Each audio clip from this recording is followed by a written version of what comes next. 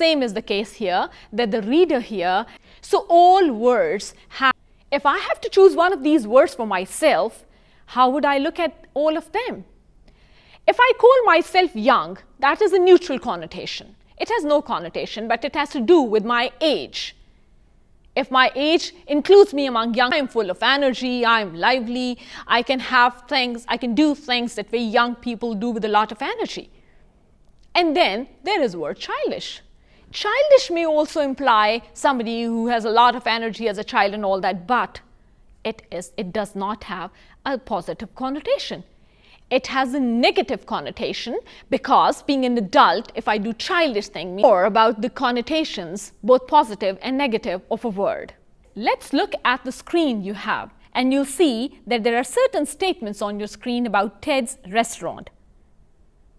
Try to imagine which words would make Ted happy that are used about his restaurant, and what are the ones that he won't be happy with. Ted's restaurant is furnished with old or antique furniture. The servers are all young or immature. Now, Ted won't like the word old to be used for his furniture.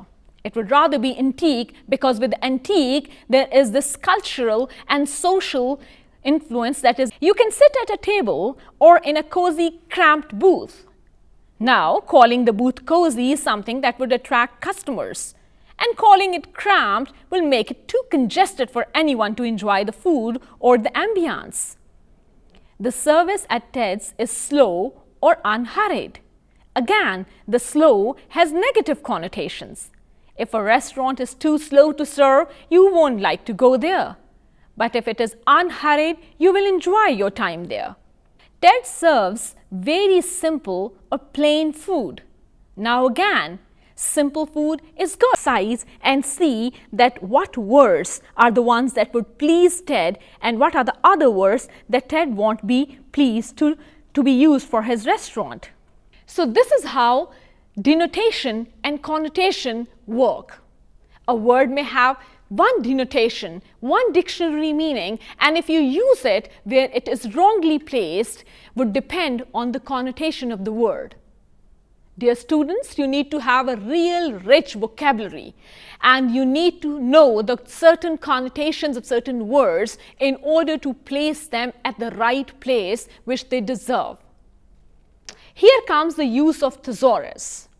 You must have heard about a dictionary, but you might not have heard about a thesaurus, or maybe you have not only heard about it, you have used it and you own one. A thesaurus is a kind of a dictionary, is a kind that when you keep a thesaurus, you can always look at the synonyms of the words, and then you can look at the use of those words in certain contexts. So denotation and connotation can have very interesting results if you use them correctly or sometimes incorrectly. Sometimes it may amuse you when people use a word in the wrong place, which may have the right denotation to be used at that place, but does not the wrong word with the wrong connotation. Believe me, and thinking that you've used the right word with the right denotation, the denotation may be right, but the connotation would be wrong, and you may simply be fired. So, in order to have this hazard go out of your life, you will have to have a thesaurus with you, a dictionary with you, and you have to be very rich with your vocabulary. At the same time, a lot of reading helps you with knowing the certain connotations of different words. I'll close today's lesson with a small passage. I'll read that passage out with two different choice of words, for you to see how is it that though the kitchen door, the aroma of stew wafted in the air. As a curious person, James peered into the simmering ragout. He could see the slender carrots he had grown this fall. Now, this is very positive. James seems very happy and the whole scene is satisfying. Now look at this passage with a little change, this fall. If you look at the use of the words odor and aroma in the dictionary, you won't find it much different. The meanings would almost be the same. But then aroma is something, or a fragrance. It may be something else. So you can see how is it that the same experience that James had in the kitchen changes with the change of the word. So it means that the choice of the word matters. So next time if somebody tells you that there is an odor coming from your dress, don't be very happy, be alarmed, because they may not be meaning the scent or the fragrance. They may have something else in mind, and they can smell some real bad sweat on you maybe. So it means that knowing the connotation of the words sometimes helps you in better communicating with people around you and understanding them better. I hope that this lesson was not only interesting but had some real interesting insights for you to know how is it that language works wonders. Until the next unit, Allah Hafiz.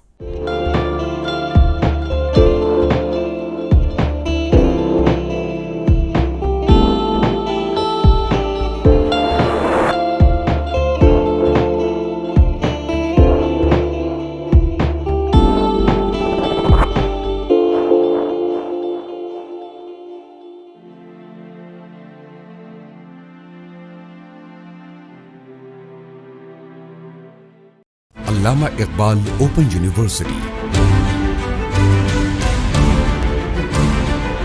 अब तालीम में जिद्दत technology के साथ online दाखिले, online तालीम, जिद्दत और मयार एक साथ, मयारी तालीम आप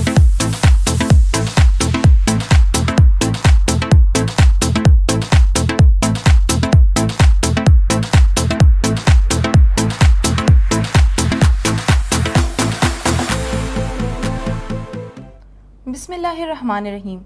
Dear students, Assalamu alaikum. I am your host Talia. Welcome to the BS level biology program with subject code 4401. Students, I hope this series is proving to be beneficial for you and you will be appreciating our efforts to make this series as clear and comprehensive for you as possible. Now let's welcome our expert, a distinctive biologist, Dr. Muhammad Azad. Assalamu alaikum, sir. Wa alaikum assalam. Sir, how are you doing? Fine. So what's our topic of discussion today, and could you please tell us about some applications of this topic? Yes, Talia, today we are starting our new module, and the title of that module is genetic recombination. In that module, we will be discussing how the gene combinations are going to occur in prokaryotic cell, and then we are going to follow their practical application in the eukaryotic cell. Okay. Yes. So all of you are aware that the prokaryotic cell or the bacteria, they are going to divide by the process of binary fission. There is no mitosis, but the binary fission is there. So it is just the duplication of their DNA, separation on the two opposite pole, and then the cell is going to divide into two. Very simple process. In comparison to prophase, metaphase, anaphase, telophase, a very specialized stages which are there in case of mitosis, later on meiosis. So no such mitosis and meiosis occur in prokaryotic. It is asexual reproduction, and this asexual reproduction is named as binary fission.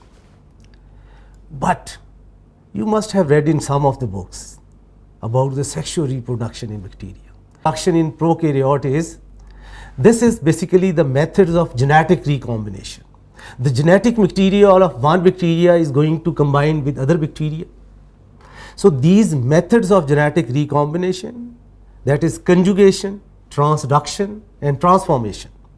So these methods are commonly called as methods of sexual reproduction. Actually they are the methods of genetic recombination. So starting the detention to the chromosomes, many bacteria have plasmids. What the plasmids are? They are small circular DNA molecules, and they are extra chromosome in addition to the chromosome, and they can replicate independently of the bacterial chromosomes. Bacterial cells divide by binary fission. So this is preceded by the replication of bacterial chromosome. This is the chromosome of bacteria, let's say DNA, and here it is the replication, origin of replication, and then from one, these are the new mutations can quickly increase a populations and this is going to give us genetic diversity, the variety in the bacteria or the prokaryotic cell. This genetic variety can arise by recombination of DNA from two different bacteria. So, a common experiments was done. So, scientists have used one of the strain of bacteria which can produce arginine, but it does not produce tryptophan, and another strain which is going to produce tryptophan but no arginine. Once both of these bacteria are mixed and later on they are grown on the culture media, so none of the original form is going to grow because they are grown on the minimal media. So only the mixture which was having both of these, so they are going to grow on the minimal media. So that is going to prove that certain genetic recombination has occurred and certain bacteria have exchanged their gene for both of these products. Genetic recombinations, when an organism donates DNA to another organism, the end result is a new strain different from both the donor and the original recipient. Bacterial plasmid and genes they are going to exchange, and this organism which is having the genes from another organism is called as recombinant organism. There is horizontal gene transfer. What the horizontal gene transfer? The movement of genetic material between two organisms. This is called as horizontal. And once a organism is going to receive it and it divide by binary fission, then this is called as vertical transmission. What the horizontal transmission also occur in eukaryotic cell. So eukaryotic cells, they are having membrane bound nucleus is present. In addition to that, they are having membrane bound mitochondria, plastids, they are there. So they are also going to exchange their genetic material during sexual reproduction. So in case of eukaryote, formation of gametes by process of meiosis, fusion of gamete is going to give us recombination from father and mothers.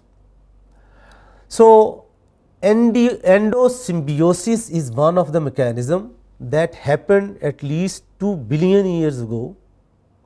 Transfer of genes from mitochondria and plastid to the nuclear genome over that time occurred. Mitochondria have about 40 genes, while the plastids they are having about 120 genes. So this is a picture of prokaryote. So they are having different cellular organization, and about the sex you cannot say that it is male or females, but there are certain factors by which we are going. This is the main chromosome of bacteria, and these are the extra chromosomal rings which are called as plasmids. Horizontal gene transfer is also called as a lateral gene transfer. 3 ways to do it: transformation, naked DNA, short pieces common in bacteria that transforms; transduction, phage, viruses are associated with that, donor, from the donor to the recipient bacteria; and conjugation, the plasmid or transposons, they are being exchanged from cell to cell through direct contact. Describing this animation of horizontal gene transfer. So vertical gene transfer is the transfer of DNA during normal cells. Once the cells are going to divide, this is called as vertical transfer of genetic material from the parent to the daughter cells. And what is the horizontal gene transfer? If it is from other organism, not through the cell division. So this, let's say this is one of the prokaryotic cell, and this is the genomes of the prokaryotic cell, that is the main circular DNA which is there. So these prokaryotic cells, they are going to exchange the, you can say, the material in the form like that. This is the engulfing of bacteria by phagocytosis, and this is one of the phagosome which is being produced by the cell. And once this phagosome is there, so hydrolytic enzyme which are stored in the lysosomes, so they are going to pour their hydrolytic enzyme on this bacteria, and this bacteria is being disintegrated. Once the bacteria is being disintegrated, it is dissolved. Some of the genes from this bacteria, let's say these are the bacterial gene, they may enter through the nuclear pore inside the nucleus, and then they are being inserted here in this chromosome. So this is called as a horizontal gene transfer, that is from another organism the genes, they are being exchanged and they are being incorporated in the chromosome of the eukaryotic cells. So what are the applications of horizontal gene transfer? Yes, Talia, the horizontal gene transfer is basically having a lot of implications, but one of that is the horizontal gene transfer is important. Antibiotic resistant, as we discussed, these genes are present on the plasmids. Insertion sequences are there that viruses and viroids and organelles to the nucleus transfers, they are going to occur. So, three processes bring bacterial DNA from different individuals: conjugation, transduction and transformation. Starting with the conjugation, bacterial conjugation has been defined as the transmission of genetic information from a donor bacterium to a recipient cell through cell to cell contact. This is a direct contact from cell to cell. Let us say this is one of the bacteria E. coli, it was not having this F factor or fertility factor, and this is a bacteria which is having this yellow one, the fertility factor. We are just calling it F positive and this F negative. So, a conjugation is going to occur, a direct contact is being established between these two bacteria, and this fertility factor is going to pass through this conjugating tubes into this bacteria, and now both of these bacteria become F positive, having this fertility factors. Similarly, so this conjugation, sometimes these are the cytoplasmic extension from one bacteria to another bacteria, and through this cytoplasmic extension they are also called as sex pillars or pili. So, there is transfer of genetic material from the bacteria called as donor to another bacteria which is called as recipient. The cells containing the F plasmid designated as F plus cells functions as DNA donor during conjugation, transfer plasmid to an F negative recipient cell. Gram negative cell donor has a fertility plasmid that allows the synthesis of conjugation or sex pillars. Recipient cell is a related species or a genus without a fertility plasmid. Donor transfers fertility plasmid to a recipient through a pilus. So, again the similar transfer is there. So, this is one of the fertility factor that is being transformed, and that is both the cells they are getting these factors. Chromosomal genes can be transferred during conjugation. When the donor cells F factor is integrated into the chromosome, a cell with the F factor built into its chromosome, this is called as HFR, high frequency recombination. The F factor of an HFR cell brings some chromosomal DNA along with it when it is transformed to a F negative cell. So, high frequency recombination, donor's fertility plasmid has been integrated into the bacterial chromosome. When a conjugation occurs, a portion of chromosome and a portion of fertility plasmid. Here, in case of high frequency recombination, two segment. One, that is the, you can say, plasmid, another, this is a segment from the chromosome, they are being transferred. So, this is the animation, this is the physical conjugation which is going to occur, this is the transfer of only the F factor, and this is the transfer of high frequency recombination, where not only the plasmid but a segment of DNA from the main chromosome is going to pass to another chromosome. Resistant R plasmids or the factors bear genes for resistance of antibiotic. They can confer multiple resistance to antibiotic to a strain of bacteria. So, R factor can also carry resistance to the heavy metals or for synthesizing virulence factors.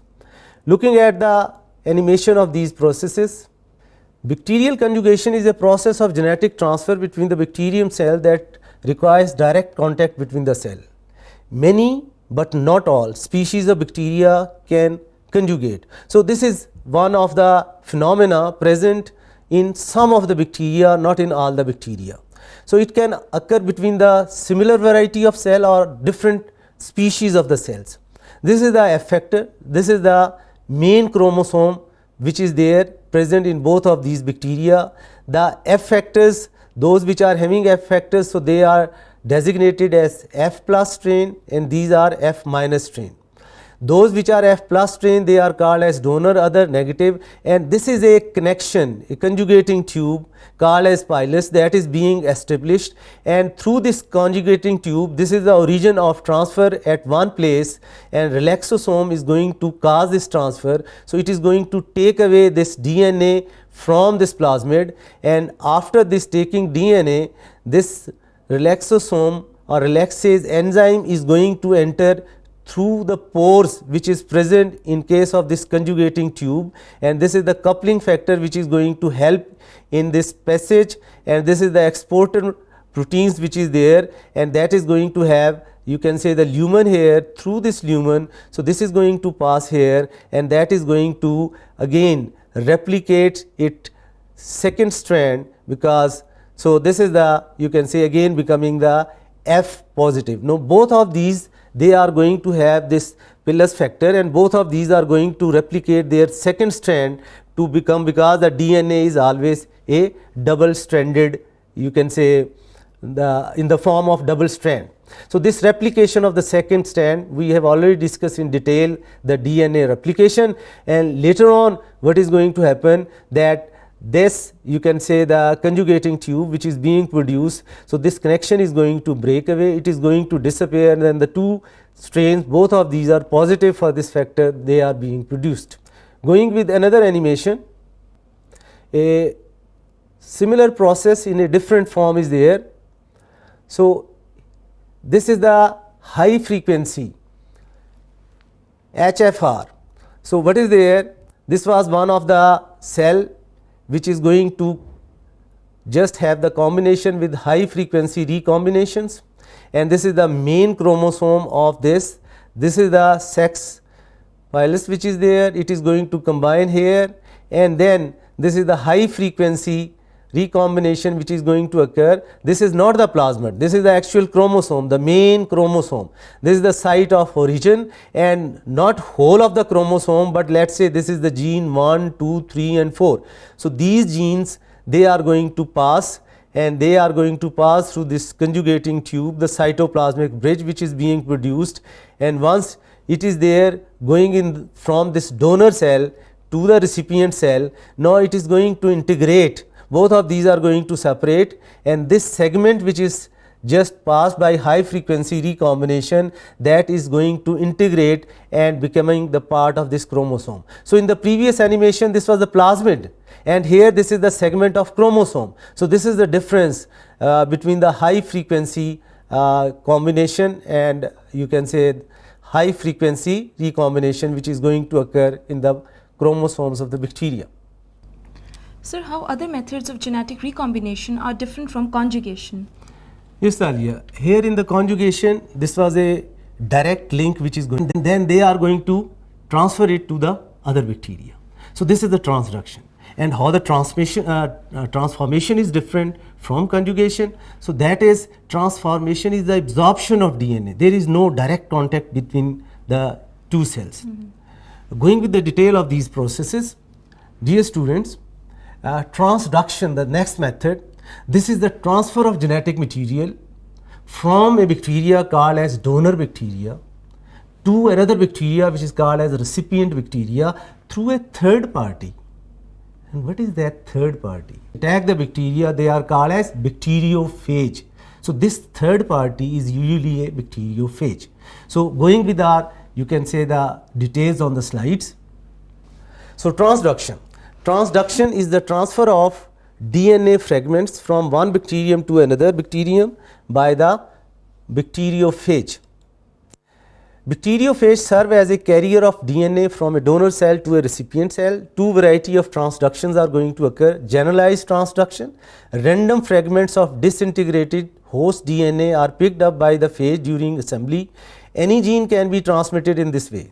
Specialized transduction, a highly specific part of host genome is regularly incorporated in the virus.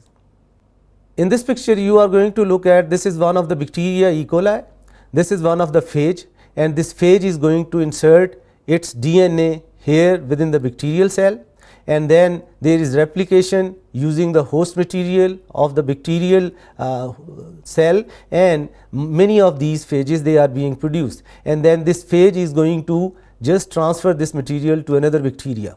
So this is the prophage, combination of a viral DNA with the bacterial DNA, and then this is also being transferred to another, you can say, the bacteria. So this is the third party, which is the bacteriophage. Again the similar mechanism is there. This is the donor cell. First the phage is going to tag to the donor cells, taking the genes from the donor cell, and then it is going to transfer to the recipient cells. Looking the same process in the form of animation.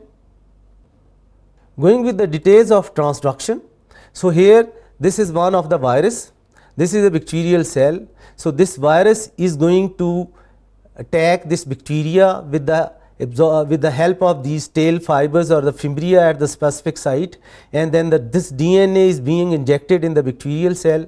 So this DNA is becoming the part of, you can say, the bacteria and causing disintegration of the bacterial DNA, and this is the lytic cycle of the bacteriophage. So many of the phage proteins and phage DNA is produced, and some of these phage DNA are going to take the bacterial DNA.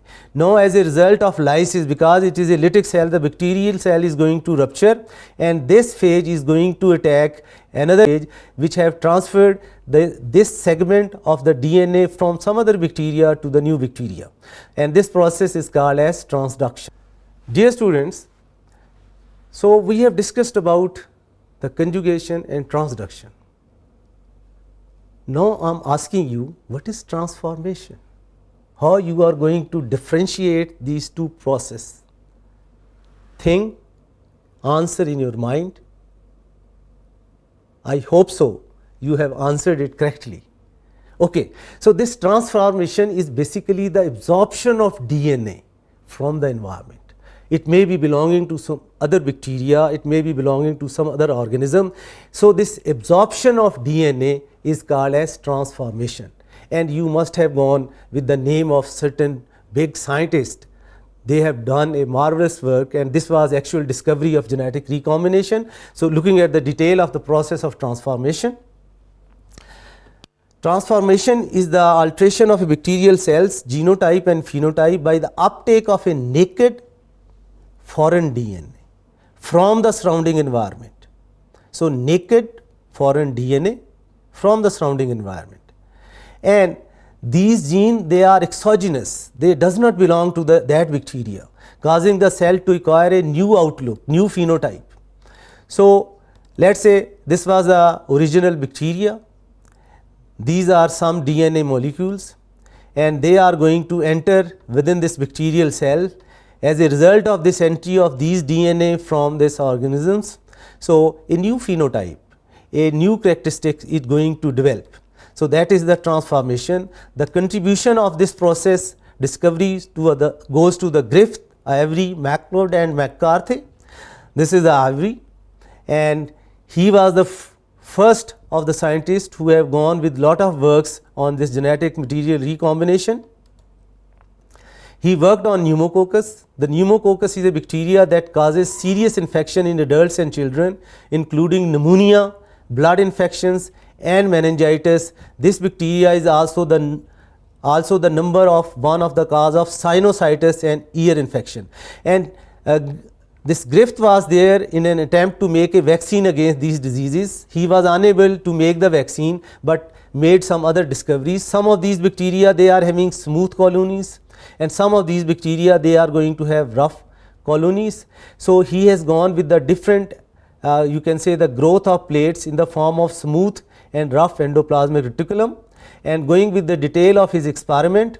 So he first injected these smooth variety of bacteria to the mouse, and it is the death which is going to occur. Then he has gone with the injection of heat killed bacteria and the organism that remain alive. Then he has gone with the, you can say, the rough variety. So again the live organism is there, but once he combined this rough variety with heat killed smooth variety, both of these are injected. So in both of these conditions, this was a live microorganism. in both of these experiments, so this was a live organism which is there, but once both of these are combined, so this is the death of this mouse. So what occurred? It means both of these have exchanged their genetic material, leading to the death. So Griffith have just gone with certain. Griffith demonstrated the DNA released from a killed cell can be acquired by a live cells. So later studies supported all of these, that whole of this process is going to occur, and this is there are certain types of recombinant DNA technology which are based on these principles. Looking at the animation of transformation, in bacterial transformation, so it involves the transfer of naked DNA into a recipient cell. In the first step, double stranded donor DNA binds to specific receptors on the surface of a competent cell. One strand of donor DNA is degraded by the nucleases, while the other strand enters the cell. The single stranded donor DNA pairs with a homologous region on the recipient DNA and is integrated into the recipient genome by breakage, and reunion of both of these is going to occur. If there are any differences between the nucleotide sequence of the donor and recipient DNA, the mismatch repair the systems. The repair system removes either the donor or the recipient strand and replaces it with the complementary sequence. So this is, you can say, the whole of the mechanism how the ampicillin sensitive and ampicillin resistant bacteria they are being produced. So they does not grow on the selective media, while these variety of bacteria they are going to grow on the selective media, and this is the, then they are going to form the multiple copies of these. So this is an example of bacterial transformation. Dear students, so today we discussed about methods of genetic recombination, that although there is no sexual reproduction in case of prokaryotic cell, but still the genetic material from one is going to mix with others. So we discussed about the details of these three methods, that is the conjugation, transduction and transformation. And that's all for today. Thank you so much, sir, for such an interesting lecture. Welcome. So students, now I would like to summarize today's lecture for you. In today's lecture, we discussed about how genetic material is being exchanged between bacteria, and then we discussed about the details of conjugation, transduction and transformation. I hope that today's lecture was clear and comprehensive. That was all for today. Now your host Talia and our expert Dr. Muhammad Azad would sign off from the program. Till next time, take care of yourself and Allah Hafiz. Allah Hafiz.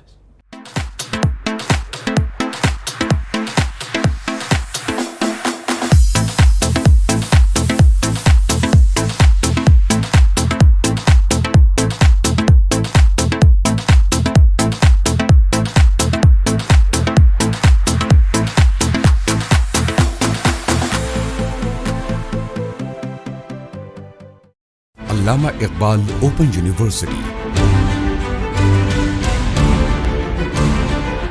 अब तालीम में जिद्दत technology के साथ, online दाखिले, online तालीम, जिद्दत और मयार एक साथ, मयारी तालीम आपकी दहलीज पर। अल्लामा इकबाल ओपन यूनिवर्सिटी में सेमेस्टर खिज़ां 2022 के दाखिले जारी हैं। तालीम के सफर में अल्लामा इकबाल ओपन यूनिवर्सिटी आपके हम कदम।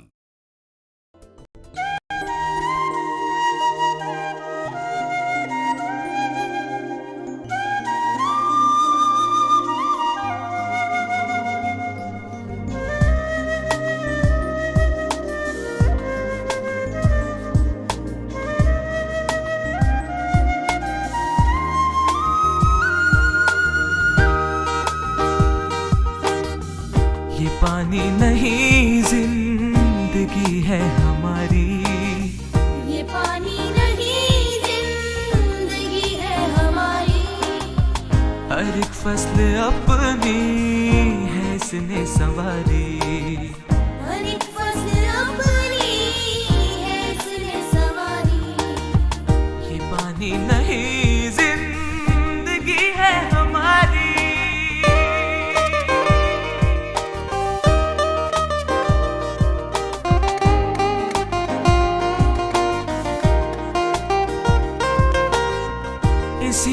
ज़रूरत हर एक जानवर को, इसी की ज़रूरत हर एक जानवर को, इसी की ज़रूरत हमारे है घर को। ये नेमत तो सारे जहाँ के लिए है कि ये लाज़मी जिस्म जहाँ के लिए है।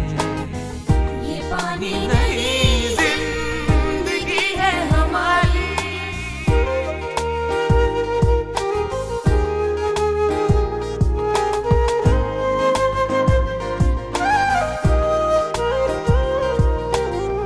करो कद्र पानी के बच्चों हमेशा, करो कद्र पानी के बच्चों हमेशा। बहुत साफ पानी को रखो हमेशा, सफाई हमारे है ईमान का हिस्सा। ये है एक हकीकत नहीं कोई किस्सा। ये पानी नहीं जिंदगी है हमारी। हर एक फसल अपनी है इसने सवारी। ये पानी नहीं जिंदगी है हमारी।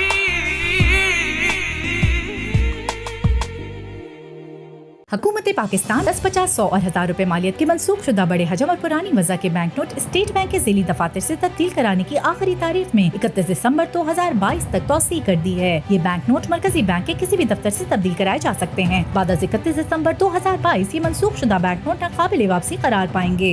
State bank of Pakistan. Assalamu alaikum. My name is Shahbaz Ali and I am here to represent my group members' efforts on electronic voting machine. Electronic voting machine is basically a machine that avoids human error, duplication, less economical, and it is more efficient and appropriate way. It's applicable in most of the countries of the world. And from this platform of Allama Iqbal Open University being part of Digital Pakistan, I am highly appreciating this project and providing a demonstration of this project. Now I will start my efforts, my work on slides. The project, basically we have designed a demonstration that has 4 candidates. These 4 candidates, for these 4 candidates, voters can vote their votes. In this project, one port is dedicated for 4 push buttons. The port that is dedicated for 4 push buttons is basically represents our voters that are voting against each candidate. Now we have provided a master switch that is basically a controller of this voting procedure. Maybe we can have a control room or any type of controlling authority that will control the whole voting procedure. Our objective to make this machine is it reduces manpower, it reduces human error also, it is time conscious, less time is required for voting procedure, and it avoids duplication or invalid voting. Whenever someone tries to interrupt or bypass this system, a buzzer or a beep and alarm will indicate that any type of mishandling is occurring. Now this is the block diagram. Basically the you may call brain of all the project is microcontroller 89C51, a member of family 8051. Now switches for candidates is mentioned on the top left side. Authority switch that is used to control the voting procedure, and then clear vote switch that ends all the voting procedure. Mode selection that mean which candidate to select, then LCD display, buzzer, ROM to store, and PC interfacing. We can also connect a PC with it. The hardware requirements. Now the hardware required for this procedure is 8051 microcontroller, keypad or push buttons. transistors, voltage regulator, LCD, LED, resistor, capacitor, and alarm or buzzer. The software requirements are key, on which we have to design all the coding, and language C or assembly language, both languages can be used. Now telling you about microcontroller. Microcontroller 8051 is designed in 1980s. It is a computer type chip. It has 40 pins designed for performing special functions or special operations like that we have used in electronic voting machine. Now moving toward the pins diagram, it has 4 ports. One of them is a specific purpose register and other 3 are general purpose register. Now it is the pin configuration of port 3. Pin 1 to 8 indicates a port, on the whole indicates a port 1 a register, general purpose register. Pin 9 is reset pin, likewise pin 10 to 17, these are special purpose. Pin 10 is used for serial communication if we connect more than one microcontrollers in series. Pin 11 to 14, these are used for counter and interrupts. Pin 16 is used to add external RAM if you use external memory, or pin 17 is used to read from external RAM. Pin 18, 19 indicates internal oscillator, these are used to connect internal oscillators, and pin 20 is ground for all microcontrollers. Pin 20 of 51 series. Pin 21 to pin 28, these are input output pins. Now this is a Proteus file. The P1, P2, P3 indicates 4 candidates, 4 against which a switch is provided. A switch means whenever a candidate poses a vote, mean he is pressing a switch and providing an interrupt that will be counted. Start and stop switches, basically these are used for starting and stopping procedure. Now moving toward the last switch. The last switch is the most important, that is the authority switch used by a controller of voting procedure. He can allow any voter, he can stop any time this procedure, he can observes duplications or human errors or security interrupts or whenever someone tries to bypass the system. So it's more secure in this way. LCD is defined by these pins. 7 pins are connected with a port 2 and remaining 5 pins. One is used for enable, one is enable pin, one is read write bit, one is register select, mean which register which port to select, one is VCC, and one is ground that is connected with ground. Crystal oscillator. Crystal oscillator provides you a frequency of 12 Hz.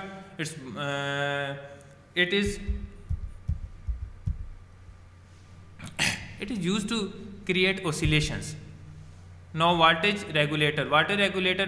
We have provided a voltage regulator within the adapter that is providing the power supply. Voltage regulator regulates our voltage to specific volt which been mentioned are used for operating the whole demonstration of electronic voting machine. You can set it to any value. Capacitor is used for storing charge. Working principle. Now I will explain you working principle. Electronic voting machine consists of 2 units. One is control units, second is balloting. As I told you about the master switch, authority switch, and then start stop switch and candidate switch. If we categorize these switches, balloting unit consists of those switches that are used by candidates for voting, voters for voting, and control units, these consist of start, stop, and authority switch. Applications. It provides fast track voting, mean it saves you time. It could be conduct to opinion polls during annual, mean we can have voting of our own selection that has less errors, less economical, less time taking, and we can also extend our project to fingerprint system. That means no one can cast vote again. If a fingerprint is recognized again, it will interrupt and a buzzer will beep. Advantages: it is economical, mean it saves your economy. It reduces manpower, as I told you already. It is time conscious, means we don't have to waste time for counting for so long, or to voting again and again, or to waste any type of time on human type procedure. Avoids invalid voting, mean it's secure. Saves transportation costs due to its impact size. Convenient on the part of voter, it is easy to use. Disadvantages: it uses internet access, and internet is not accessible in all areas of Pakistan. So if we extend our government is extending digital Pakistan, and if it runs, then it will be the best solution for voting. We have to use external chip to store the votes. Likewise, I told you that if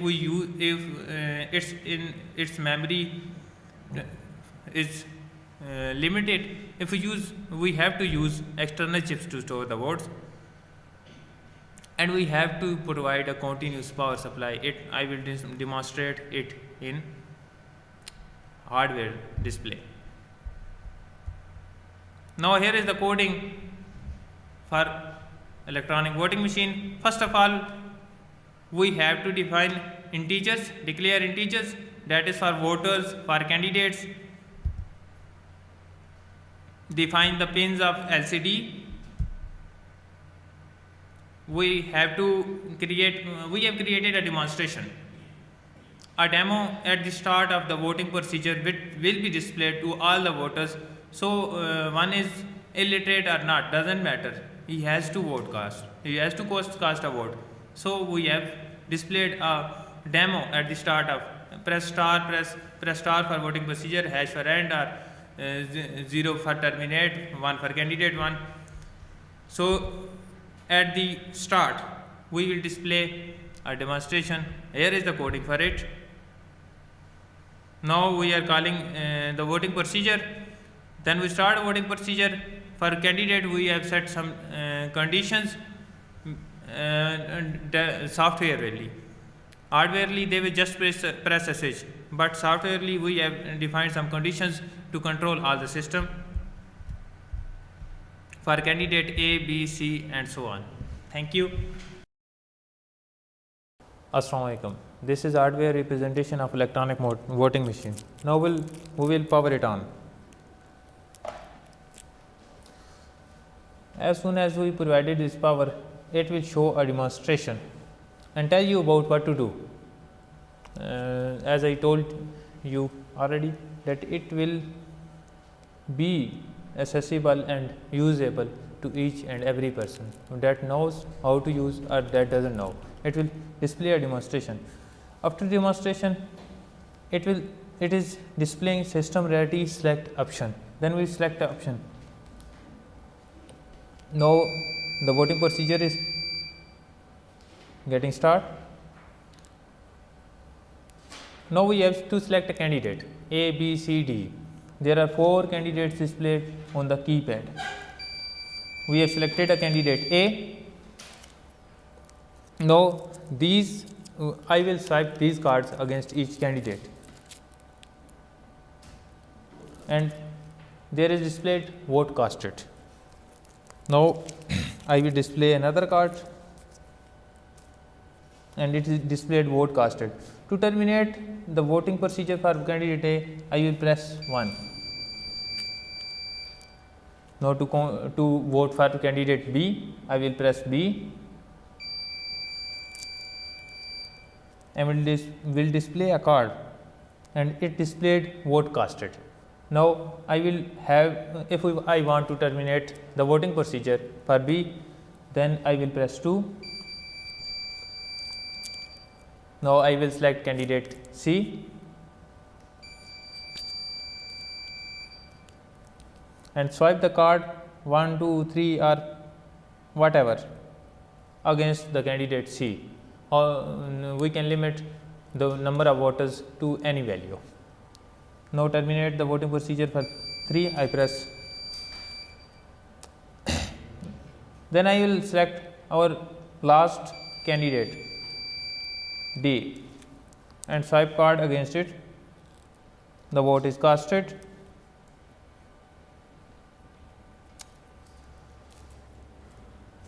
After all these, I will terminate the voting procedure for candidate 4, and at the end of this voting procedure I will terminate, if we want to end the voting procedure for all the candidates, we press 0. The voting procedure ended as been displayed on LCD. Now I will press hash for final results. The result is being calculated. As I swap cards against each candidate, the votes, the respective votes, card represents here vote numbers. The respective votes and the against each candidate are displayed on our screen. You can see on the screen. And to clear, we press 0. Now the voting procedure can be started again. As I told you that it takes less time, can be reused again and again, less economical, less manpower is used. From this platform of Allama Iqbal Open University and on the behalf of my group, including me, Shahbaz Ali, Mr. Junaid Shaukat, Shaila Rafiq, I will deliver a message to Government of Pakistan to make it a part of digital Pakistan. Thank you. Allama Iqbal Open University. अब तालीम में जिद्दत technology के साथ online दाखले, online तालीम, जिद्दत और मयार एक साथ, मयारी तालीम आपकी दहलीज पर। अल्लामा इकबाल ओपन यूनिवर्सिटी में सेमेस्टर खिज़ां 2022 के दाखले जारी हैं। तालीम के सफर में अल्लामा इकबाल ओपन यूनिवर्सिटी आपके हम कदम। Read in the name of thy Lord who created you.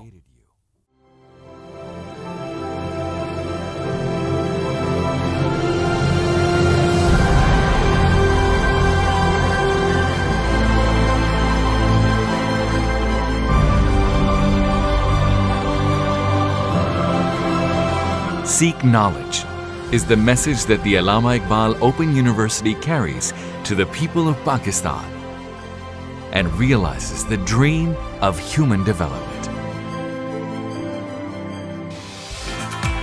The singular concept has been to effect socio-economic reforms in the land through the power of education. Islamabad, the lush green valley of the Margala Hills, and one of the most beautiful capitals in the world. This marvelous city houses the central campus of the Allama Iqbal Open University. It was 1974 when the university was founded under an act of the Parliament. The second flag-bearer institution of distance education in the world. By then, it was altogether a new form of education system that was set in place. In subsequent 4+ decades, the university has produced surging waves in the lives of millions of its students. The commitment of leading pioneers brought accelerated revolution in the education sector. Distance and continuing education became a popular practice in Pakistan. Today, the Allama Iqbal Open University is the largest educational institution in Pakistan and ranks among the largest distance education institutions in the world as well.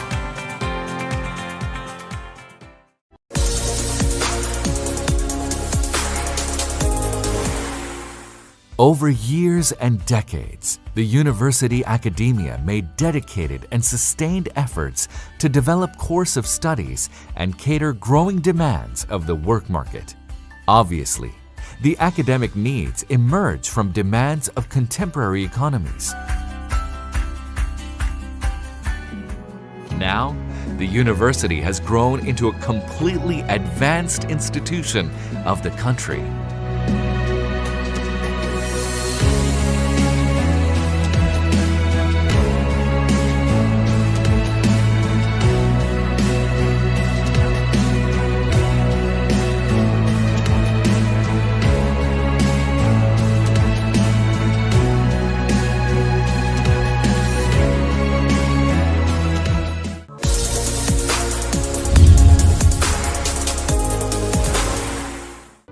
The Allama Iqbal Open University was the one among few state departments in the late 70s which adopted technology to run its operations. Surely, the information technology innovations know no bounds.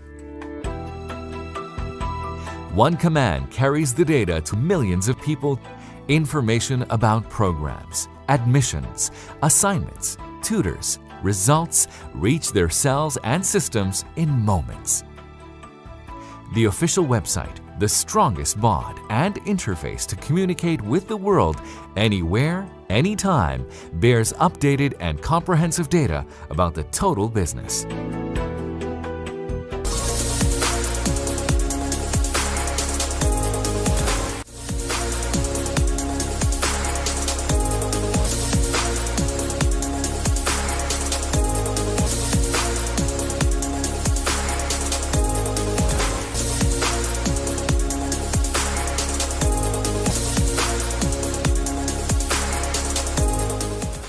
Briefly case study of Allama Iqbal open university हमने एक digital transformation का जी पूरा scenario हमने visualise किया। Allama Iqbal open university Pakistan की अब वाहिद university है जिसके पास purpose build campus management solution है, commercial off the shelf ERP solution है, हमने ऑरेकल फाइनेंशियल्स प्रोक्योर किया है। Allama Iqbal open university South Asia का पहला तालीमी इदारा है जिसके पास प्लानिंग एंड बजटिंग का मॉड्यूल है कि आप अपनी बजट प्लानिंग भी और प्लानिंग ऑफ एक्टिविटीज़ जो आप अपनी 1 साल की और 5 साल की करना चाहते हैं वो भी एक सिस्टम पे होंगी एंड कॉरस्पॉन्डिंगली बजट एलोकेशन होगी और आप अपना एनुअल बजट प्रिपेयर कर सकते हैं। जो ट्यूटर एलोकेशन था उसको GIS टेक्नोलॉजीज़ को यूज़ करके हमने उसको ऑटोमेट कर लिया, उसको इंटीग्रेट कर दिया LMS से। हमारे पास 13 लाख तकरीबन स्टूडेंट्स रजिस्टर्ड हैं और हम लास्ट 2 सेमेस्टर से जब हम अपनी वर्कशॉप्स कंडक्ट करते हैं तो हम MPhil PhD की क्लासेस तो फुल सिंक्रोनस मोड में कंडक्ट करते हैं और सिर्फ इस तरह से नहीं है। जो एक डिफ्रेंशिएशन मैं करना चाहता हूँ कि माइक्रोसॉफ्ट टीम्स पे सेशन ज्वाइन किया या जूम पे सेशन ज्वाइन किया जो कि सिर्फ कम्युनिकेशन एनेबल करता है, वो लर्निंग मैनेजमेंट सिस्टम नहीं है। तो हमारा एक स्टैक है कि LMS पे स्टूडेंट लैंड करते हैं, हमने उसकी स्लॉटिंग की है, टाइम टेबल बनाते हैं, उसके बाद 110 वर्चुअल क्लासरूम्स हम क्रिएट करते हैं जो हमने कस्टमाइज़ किया है मूडल को उसके ज़रिए से, और उन 110 क्लासरूम्स में 70 का बैच हम पुश कर देते हैं।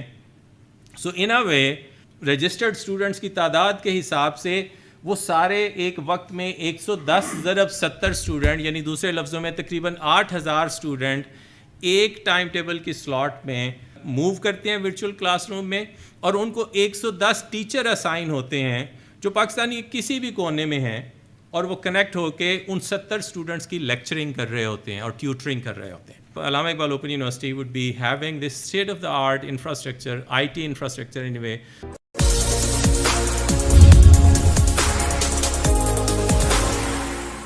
In the year 1976, the university opened its first ever regional offices in Multan, Quetta, Karachi, and Peshawar. This was beginning of the new journey. Those days, digital connectivity was non-existent. However, the university, with its dynamic engine of open and distance learning, traveled across Pakistan. The underprivileged masses found new opportunities of career with such educational services. The regions arranged services of about 100,000 tutors each year to supervise studies and to evaluate self-assignment attempted by each student. Digital links like teleconference and the internet connect these regional offices with headquarters to share academic activities and jobs of management as well.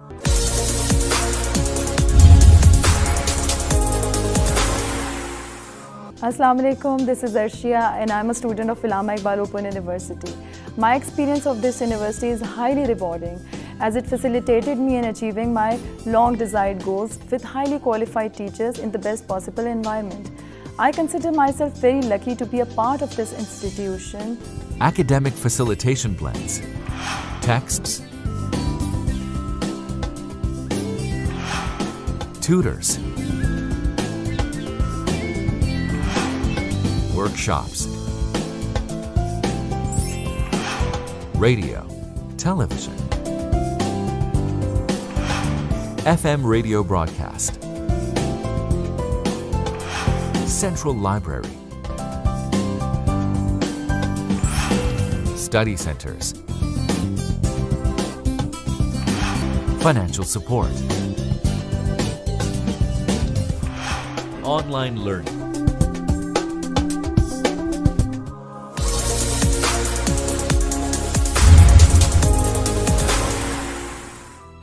The world has ushered the arena of the global village, global economy, and global schooling. The Allama Iqbal Open University enters into collaborations and signs a number of memorandums of understandings with domestic and global institutions to open new avenues for the teacher and the taught.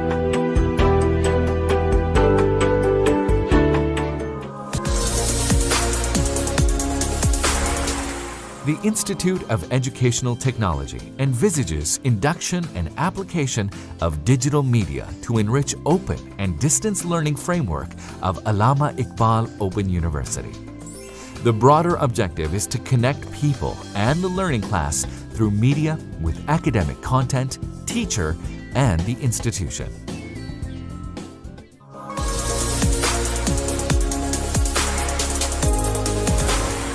The management of the university is all the time busy to make the system rich, resourceful, and vibrant.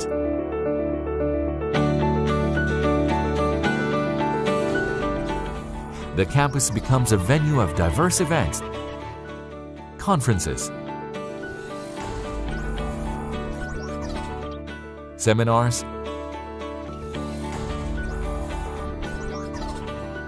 workshops,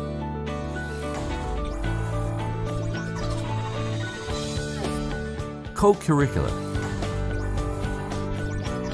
competitions,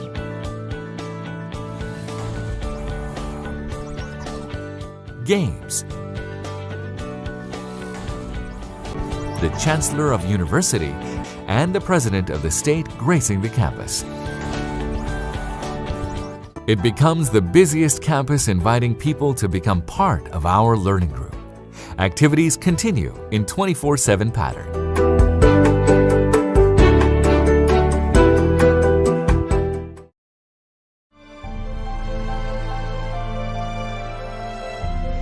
Education and research has been and will remain a universal agenda of mankind. And the same remains the charter of the Allama Iqbal Open University.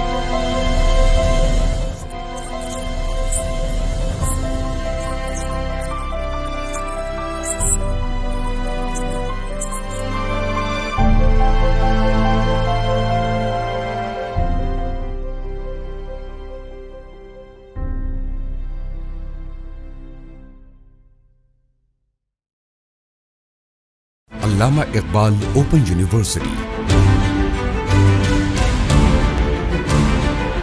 अब तालीम में जिद्दत technology के साथ online दाखिले, online तालीम, जिद्दत और मयार एक साथ, मयारी तालीम आपकी दहलीज पर। अल्लामा इकबाल ओपन यूनिवर्सिटी में सेमेस्टर खिज़ां 2022 के दाखिले जारी हैं। तालीम के सफर में अल्लामा इकबाल ओपन यूनिवर्सिटी आपके हम कदम।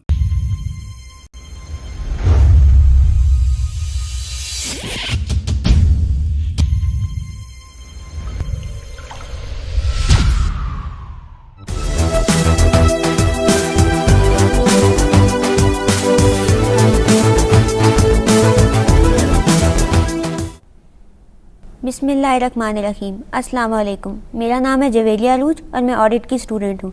आज हमारे साथ मौजूद हैं मज़हर अरशद साहब जो कि ऑडिट स्पेशलिस्ट हैं। आज हम इनसे बात करेंगे यूनिट 5 के प्रोग्राम 4 पे, जो डिस्कस करता है सब्सटेंटिव प्रोसीजर्स को। तो सर, मेरा आपसे पहला क्वेश्चन ये है कि ऑडिटर को ड्यूरिंग ऑडिट कौन कौन से सब्सटेंटिव प्रोसीजर्स परफॉर्म करने चाहिए? नॉर्मली 2 टाइप्स के सब्सटेंटिव प्रोसीजर्स होते हैं, या आप टेस्ट ऑफ डिटेल्स करते हैं या आप एनालिटिकल प्रोसीजर्स करते हैं।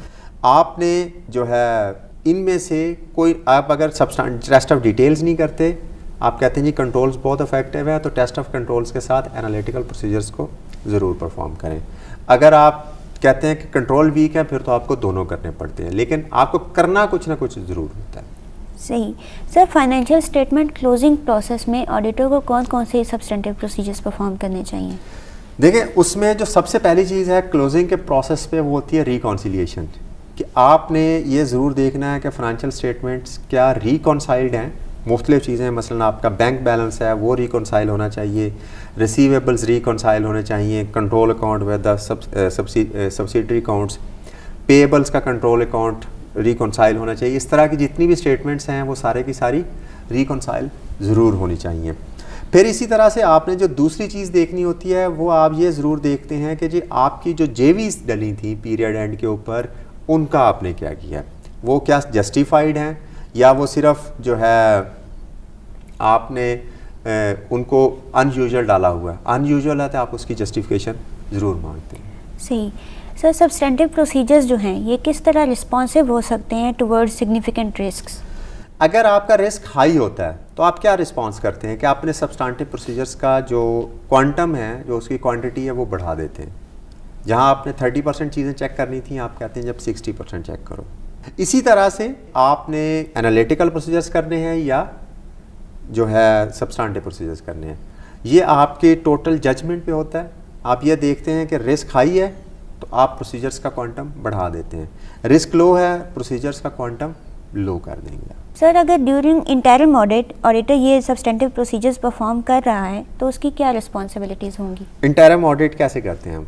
नॉर्मली ये है कि जी आपका 30 जून को ऑडिट क्लोज हो रहा है, लेकिन क्लाइंट कहता है जी मुझे रिपोर्ट उस जून के फ़ौरन बाद चाहिए। तो आप कहते हैं कि ठीक है, तुम इस तरह करो कि हम फिर तुम्हारे पास मार्च में आके बैठ जाते हैं। हम जो पिछले साल जुलाई था उससे लेके फरवरी तक का क्लोज आउट लगाते हैं, पहले उसको वेरीफाई कर लेंगे, फिर जो मार्च से ऑनवर्ड है उसको करते जाएंगे।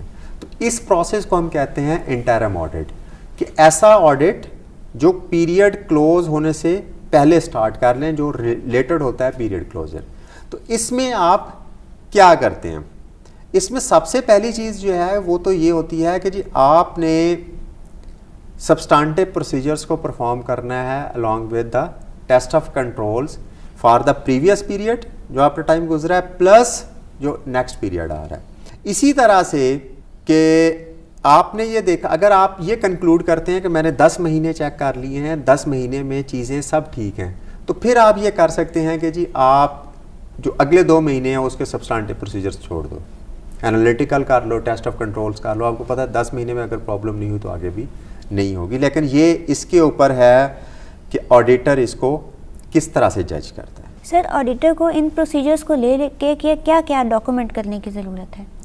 देखिए, डॉक्यूमेंटेशन में सबसे पहली चीज़ तो ये है कि जी आपने रिस्क असेसमेंट और उसका रिस्पॉन्स ये है कि जी हमारा रिस्क हाई था इसलिए हमने टेस्ट ऑफ कंट्रोल्स भी किए और हमने टेस्ट ऑफ डिटेल्स भी किए, एनालिटिकल प्रोसीजर्स भी किया, और डिसीजन के जी हमने कितनी क्वांटिटी में किया। पहली चीज़ ये है। दूसरा, आपने जो प्रोसीजर परफॉर्म करने होते हैं वो किसी न किसी रिस्क को एड्रेस कर रहे होते हैं। तो वो जो लिंकेज बनती है कि मैंने ये प्रोसीजर परफॉर्म किया, असर्शन लेवल पे वो इस रिस्क को कवर कर रहा है, ये आपने आपस में لنک کرانے ہوتے ہیں. تیسری چیز کہ آپ نے جو پروسیجر پرفارم کیے ان کا رزلٹ کیا ہے. اسی طرح سے کہ اگر آپ نے پچھلے پیریڈ کے آڈٹس کے اوپر ریلائی کیا ہے, پچھلے پیریڈ کو دیکھا ہے, اس کے ریلائی کیا ہے, تو آپ اپنی ریزن لکھتے ہیں کہ میں نے پچھلے پیریڈ کو کیوں ریلائی کیا ہے, اور میں نے اس پہ ریلائی کرتے ہوئے میں نے اس سال کون سے پروسیجرز پرفارم کیے ہیں. ایک چیز یہاں ضرور نوٹ کیجئے گا کہ آپ صرف ایک پچھلے پیریڈ تک جا سکتے ہیں, کہ اگر پچھلے سال کنٹرول افیکٹو تھے, اس سال آپ ازیوم کر سکتے ہیں کہ میں کم ٹیسٹنگ کروں گا تاکہ میرے پچھلے سال کے کنٹرول افیکٹو تھے, لیکن اس سے اگلے سال میں نہیں جا سکتے, یعنی کہ میکسیمم 2 کنزیکٹیو ایئرس تک آپ جا سکتے ہیں, اس سے آگے نہیں جا سکتے. یہ آپ ضرور ڈاکیومنٹ کرتے ہیں. آپ نے جتنی بھی آپ کے پاس جو ڈفرینسز آئے تھے اور جو کلائنٹ کے ریکارڈز میں آ رہے ہیں, تو ان کی جو آپ نے ریکانسیلیشن کی ہے کہ جی آپ کی کیلکولیشن کے حساب سے ایک چیز یہ بن رہی تھی, کلائنٹ کی یہ بن رہی تھی, تو اس کی جو آپس میں ریکانسیلیشن ہوئی ہے وہ بھی آپ نے ڈاکومنٹس میں لگانی ہوتی ہے. صحیح. تھینک یو ویری مچ سر, آپ نے ہمیں اپنا ٹائم دیا, اور تھینک یو ہمارے ویورز کا ہمارا پروگرام دیکھنے کے لیے. ابھی کے لیے بس اتنا ہی. نیکسٹ ٹائم ہم ملیں گے ایک نئے پروگرام کے ساتھ. ابھی کے لیے اپنی ہوسٹ جویریہ عروج کو اجازت دیجیے. اللہ حافظ.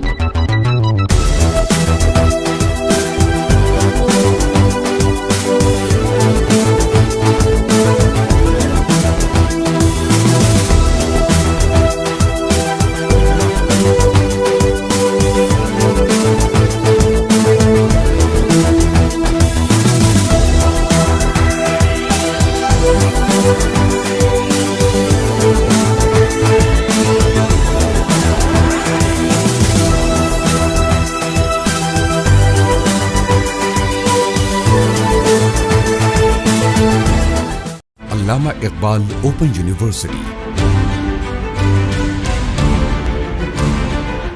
اب تعلیم میں جدت ٹیکنالوجی کے ساتھ. آن لائن داخلے, آن لائن تعلیم, جدت اور معیار ایک ساتھ. معیاری تعلیم آپ کی دہلیز پر.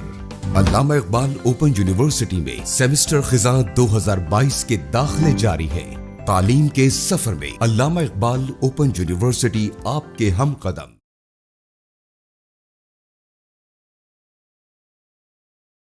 حضور علیہ الصلوۃ والسلام سے بہت استفادہ کیا. ایک بہت بڑی جماعت ہے صحابہ کرام کی کہ جنہوں نے اللہ کے رسول سے استفادہ کیا, اور پھر ان صحابہ کرام نے اپنے شاگردوں تک ان روایات کو پہنچایا ہے.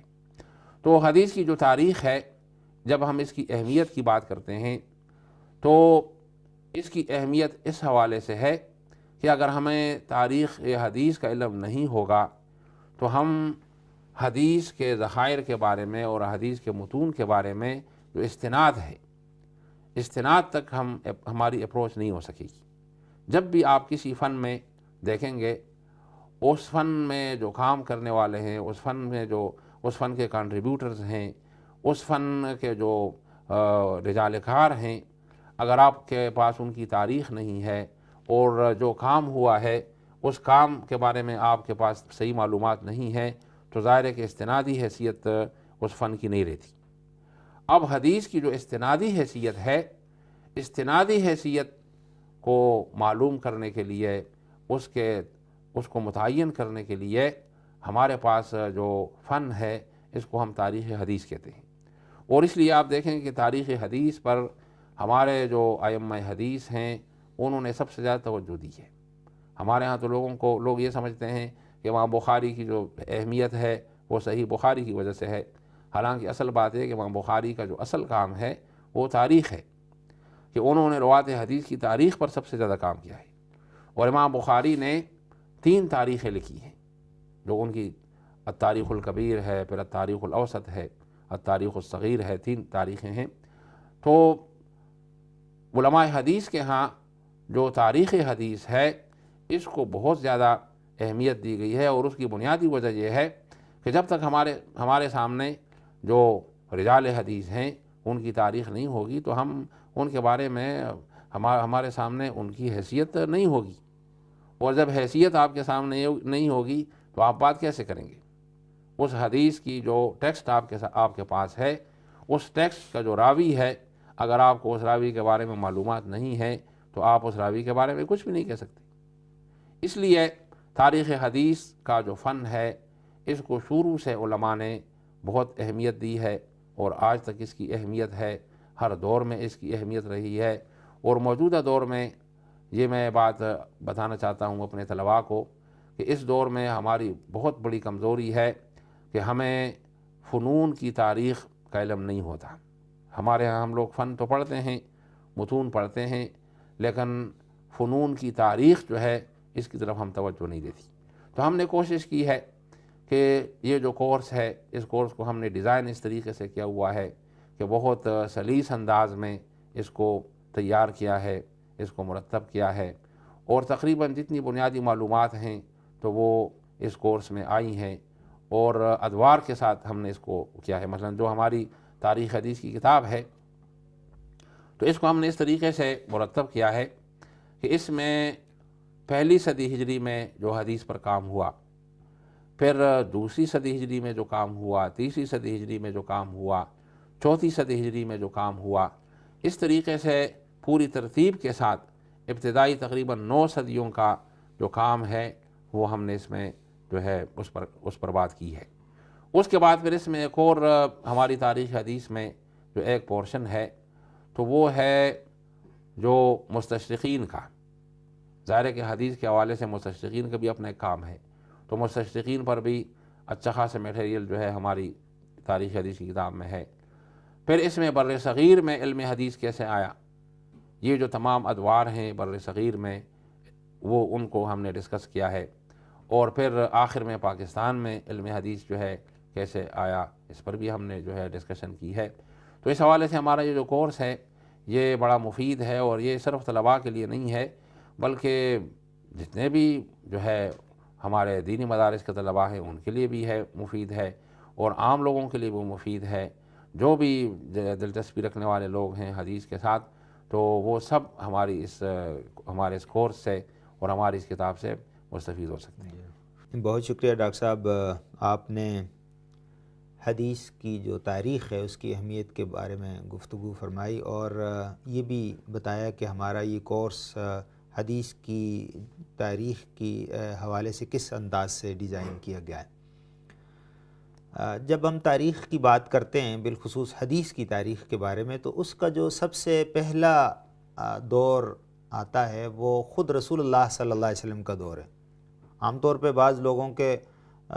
پہ لوگوں کے ذہن میں یہ بھی بات ہوتی ہے کہ حدیث کو امام بخاری کی دور سے لکھا گیا یا تیسری صدی ہجری میں حدیث کو لکھا گیا.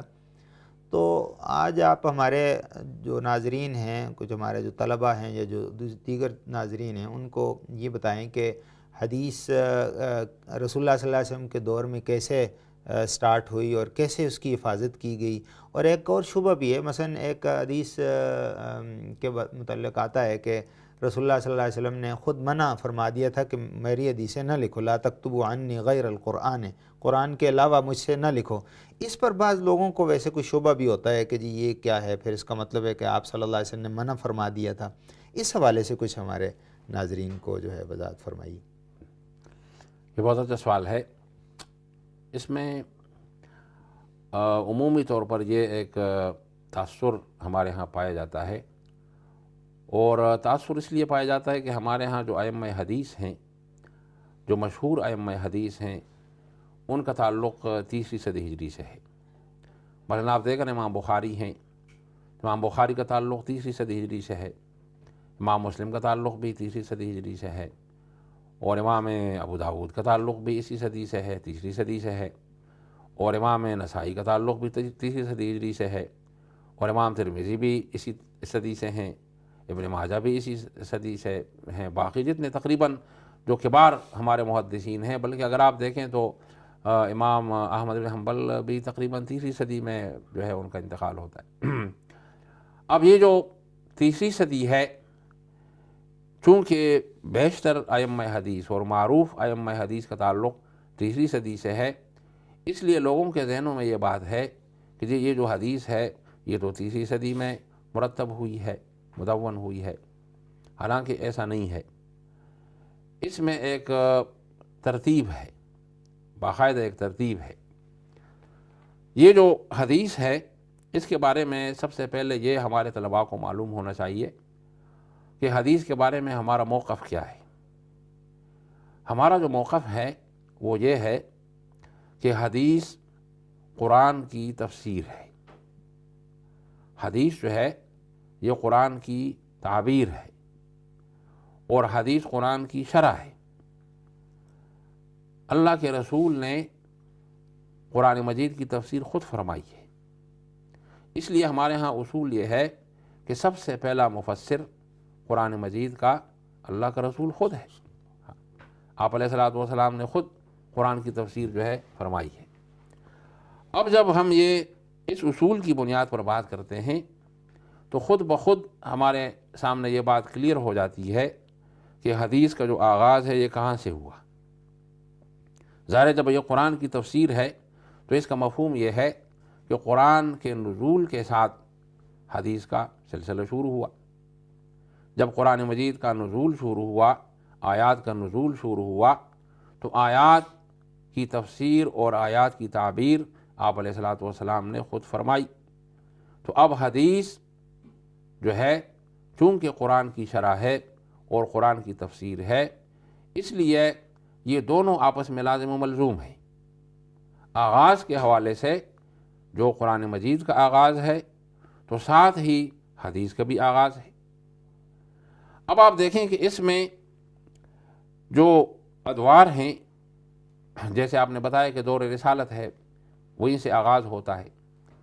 تو دور رسالت کو جب ہم دیکھتے ہیں تو یہ جو اللہ کے رسول کا دور ہے اس کو ہم تقسیم کرتے ہیں دو حصوں میں۔ ایک تو وہ دور ہے جس کو ہم کہتے ہیں مکی دور، جب آپ علیہ الصلوۃ والسلام مکہ مکرمہ میں تھے۔ ظاہر ہے کہ اعلان بعثت جو ہے مکہ مکرمہ میں ہوا، اور نزول قرآن مکہ مکرمہ میں شروع ہوا۔ پھر آپ علیہ الصلوۃ والسلام تقریباً 13 سال مکہ مکرمہ میں رہے۔ اس کے بعد پھر آپ علیہ الصلوۃ والسلام نے ہجرت فرمائی ہے اور مدینہ منورہ تشریف لائے ہیں۔ اب جب یہ دور رسالت ہے تو دور رسالت کو ہم تقسیم کرتے ہیں دو حصوں میں۔ ایک مکہ مکرمہ میں جو دور گزرا جس کو مکی دور کہتے ہیں، اور دوسرا وہ دور ہے جو مدینہ منورہ میں آپ علیہ الصلوۃ والسلام نے گزارا جس کو مدنی دور کہتے ہیں۔ اب ان دونوں ادوار میں بڑا فرق ہے۔ یہ جو مکہ مکرمہ کا دور ہے اس میں اور مدینہ منورہ کا جو دور ہے اس میں بڑا فرق ہے۔ یہ جو ایک جوہری فرق ہے اور بنیادی فرق ہے یہ ہمارے طلباء کو معلوم ہونا چاہیے۔ بنیادی فرق یہ ہے کہ آپ علیہ الصلوۃ والسلام جب مکہ مکرمہ میں تھے تو آپ کے مخاطب قریش ہیں۔ ظاہر ہے کہ آپ کے جو مخاطب ہیں وہ تقریباً مکہ مکرمہ میں قریش تھے، اور سارا خطاب جو ہے وہ قریش سے تھا۔ اب یہ جو قریش ہیں تو قریش کی زبان میں ان کے لہجے میں قرآن کا نزول ہوا، اس لیے آپ دیکھیں نا کہ قریش کو قرآن مجید کا مفہوم سمجھنے میں کوئی دقت نہیں تھی۔ محاورے کے اعتبار سے، زبان کے اعتبار سے، لہجے کے اعتبار سے ان کو کوئی دقت نہیں تھی۔ جو بھی آیت نازل ہوئی مکہ مکرمہ میں، اس آیت کے مفہوم کو سمجھانے کے لیے آپ علیہ الصلوۃ والسلام کو اس طرح کی ضرورت نہیں تھی، کیونکہ جو قریش تھے انہی کے لہجے میں، انہی کی زبان میں تو قرآن نازل ہوا۔ اس لیے جو آیت نازل ہوئی آپ علیہ الصلوۃ والسلام نے آیت پیش کی، اور جتنے صحابہ کرام مکہ مکرمہ میں تھے جن کے سامنے آپ علیہ الصلوۃ والسلام نے آیت پیش کی وہ صحابہ کرام تقریباً قریش تھے، اور ان کے لہجے میں قرآن کا نزول تھا، اس لیے ان کو دقت نہیں تھی۔ یعنی محاورے کے اعتبار سے اور زبان کے اعتبار سے کوئی دقت والی بات نہیں تھی۔ اس لیے آپ دیکھیں نا کہ یہاں مکہ مکرمہ میں جتنی احادیث ہیں ان میں اور مدینہ منورہ میں آپ کو بڑا فرق نظر آئے گا۔ مدینہ منورہ میں تو صورتحال ایسی نہیں تھی جو مکہ مکرمہ میں تھی۔ اب یہ جو قریش تھے تو قریش کا پورا جو سسٹم تھا وہ ایک قبائلی سسٹم تھا، اور مختلف قبائل میں وہ تقسیم تھے. اور قبائلی نظام میں ایسا ہوتا ہے کہ جو بھی آپس کے اختلافات ہوتے ہیں، جو مسائل ہوتے ہیں، تو وہ قبیلے کی بنیاد پر جو ہے حل ہو جاتے ہیں. اس لیے ہم دیکھتے ہیں کہ یہاں مکہ مکرمہ میں جو آیات نازل ہوئی ہیں تو ان آیات میں آپ دیکھیں کہ یہ پہلو آپ کو نظر نہیں آئے گا. اور یہی حال جو معاشی مسئلہ ہے، ظاہر ہے کہ جو قریش کی بود و باش تھی اور وہ بالکل سیدھی سادھی زندگی گزارتے تھے اور معاشی مسئلہ ان کا اس طریقے سے نہیں تھا، اس لیے کہ وہ یہ جو مسائل پیدا ہوتے ہیں، معاشی مسائل پیدا ہوتے ہیں، یہ تو وسائل کی وجہ سے پیدا ہوتے ہیں کہ جب معاشرے کے اندر وسائل بڑھتے ہیں اور وسائل کی کثرت ہوتی ہے تو وسائل کی کثرت سے مسائل پیدا ہوتے ہیں. تو قریش کے ہاں ایسا نہیں تھا. اس لیے بہت سارے پہلو جو ہم دیکھتے ہیں کہ مکہ مکرمہ میں جو قرآن مجید کی آیات ہیں، تو قرآن مجید کی آیات میں آپ دیکھیں کہ کوئی حکم نازل نہیں ہوا، اس لیے کہ قریش وہاں جو صحابہ کرام تھے تو وہ انفرادی زندگی ان کی تھی اور انفرادی ایک ان کی جو ہے تگ و دو تھی اور اجتماعی حیثیت صحابہ کرام کو حاصل نہیں تھی. تو اس لیے یہاں مکہ مکرمہ میں جو آیات کا نزول ہوا ہے زیادہ تر اس میں گزشتہ اقوام کی تاریخ ہمیں ملتی ہے، یا اس میں عقائد کے حوالے سے آیات ملتی ہیں، یا اس میں ہمیں جو ہے آخرت کا تصور ملتا ہے. اس طرح کی آیات ہمیں ملتی ہیں. تو حضور علیہ الصلوۃ والسلام نے یہاں مکہ مکرمہ میں رہ کر جو منقول روایات ہمیں ملتی ہیں ان میں احکام نہیں ہیں.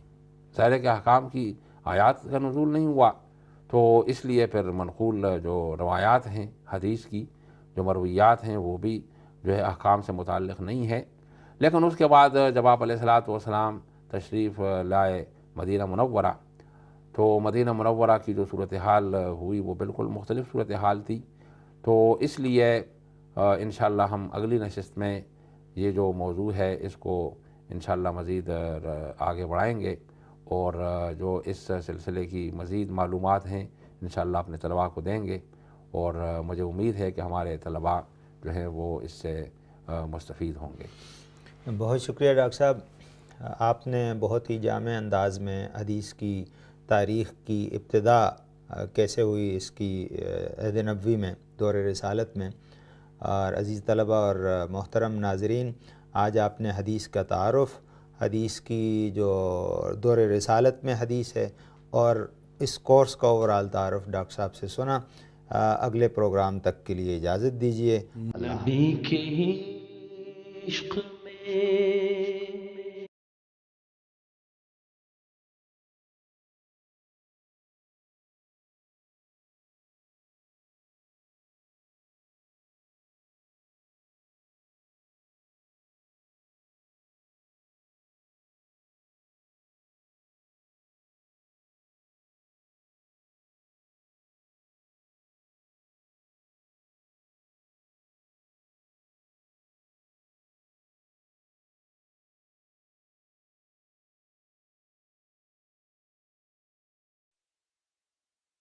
علامہ اقبال اوپن یونیورسٹی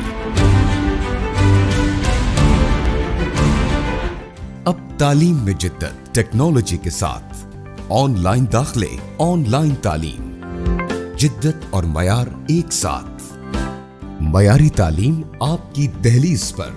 علامہ اقبال اوپن یونیورسٹی میں سیمسٹر خزاں 2022 کے داخلے جاری ہیں. تعلیم کے سفر میں علامہ اقبال اوپن یونیورسٹی آپ کے ہم قدم.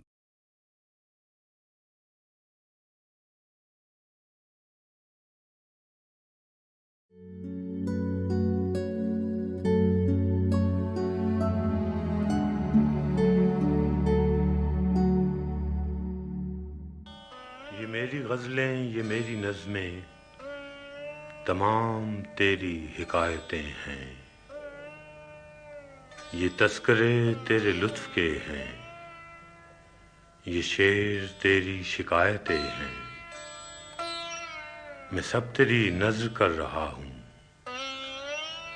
یہ ان زمانوں کی ساتیں ہیں جو زندگی کے نئے سفر میں تجھے کسی وقت یاد آئیں.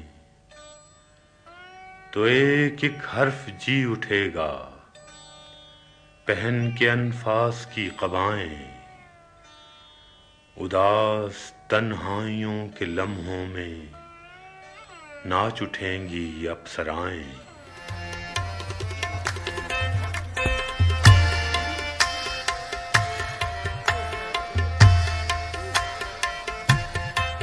کوہاٹ کے صوفی بزرگ حاجی بہادر کوہاٹی اپنے علم و فضل اور سلوک و عرفان کے باعث اپنے دور کے حلقہ صوفیہ میں بہت نمایاں تھے۔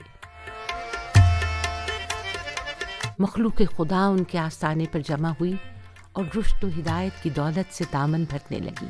آج بھی لوگ روحانی آسودگی کے لیے ان کے مزار پر حاضری دیتے ہیں۔ 12 جنوری 1931 کو حاجی بہادر کوہاٹی کے گھرانے میں ایک ایسا آفتاب طلوع ہوا جس نے تصوف کی بجائے شعر و ادب کے دیار کو چمکایا۔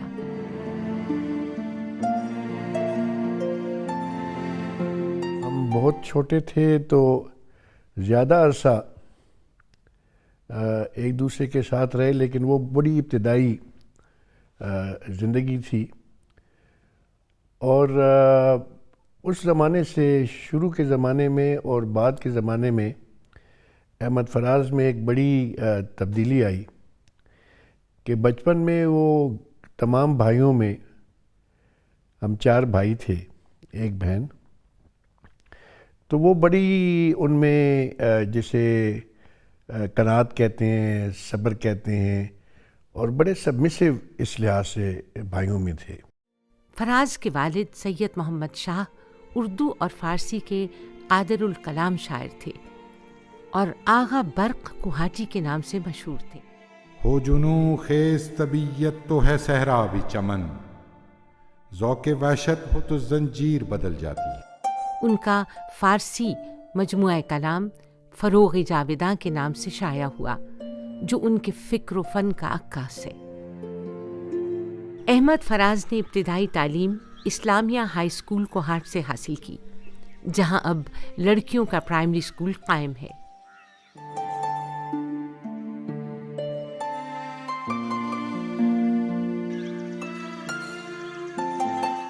پشاور کے معروف تعلیمی ادارے ایڈورڈز کالج سے گریجویشن تک تعلیم حاصل کی۔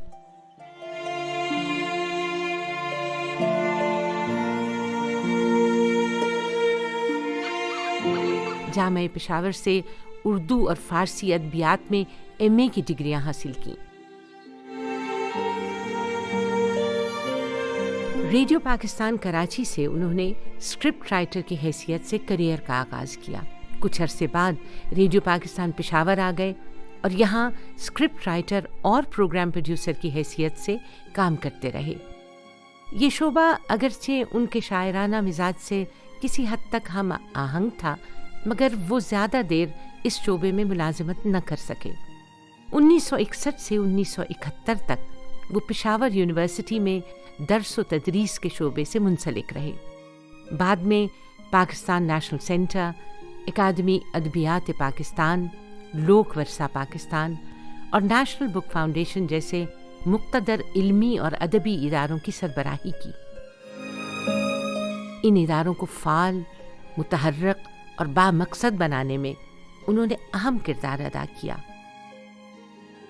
نیشنل بک فاؤنڈیشن کے ساتھ ان کی وابستگی کا زمانہ نسبتاً زیادہ ہے۔ ان کے دور میں اس ادارے نے خوب ترقی کی۔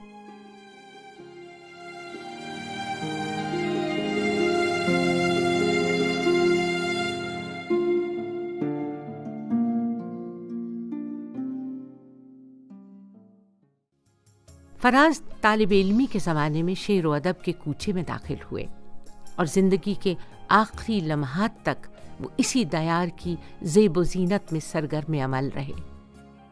شعر و ادب کے ساتھ ان کا نصف صدی سے زائد عرصے پر پھیلا ہوا سفر ان کی ادب کے ساتھ غیر معمولی وابستگی کا اظہاریہ ہے۔ شعر گوئی کا آغاز انہوں نے شرر کوہاٹی کے قلبی نام سے کیا، لیکن 1949 میں وہ احمد فراز کے روپ میں جلوہ گر ہوئے اور بہت جلد شعر و سخن کی محفلوں میں یہ نام گونجنے لگا۔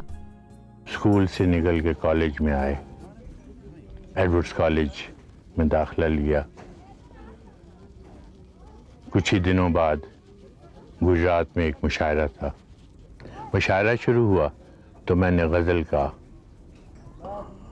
حصہ, غزل کے مقابلے میں حصہ لینا مناسب نہ سمجھا, اور میں نے سیکٹری کو کہہ دیا کہ بھائی میں صرف نظم میں شرکت کروں گا, نظم کے مقابلے میں.